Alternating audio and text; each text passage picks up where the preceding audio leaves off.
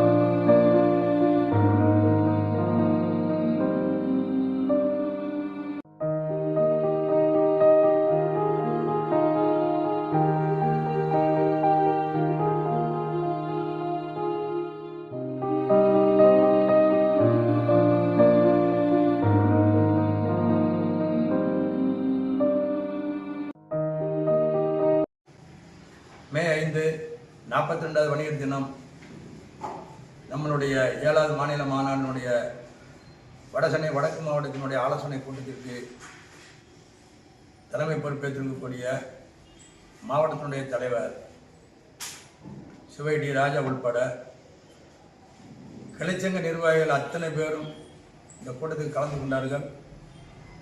கூட்டத்தில் மாநாட்டு வெற்றி பெற என்னென்ன செய்ய வேண்டும் என்ற கருத்துக்களை பகிர்ந்தோம். மாநாட்டிற்கு கிட்டத்தட்ட குறைந்தது மாவட்டத்தின் சார்பாக ஒரு 5000 பேரை அழைத்து வருகிறோம் என்று மாநாடு வெற்றி பெற நம்பிக்கை ஊட்டினார்கள். அது மட்டுமல்லாமல் நாளை திருச்சி நடக்கக்கூடிய மாவட்டத்தினுடைய கூட்டம், நாளை மாலையில் தூத்துக்குடி நடக்கக்கூடிய கூட்டம்,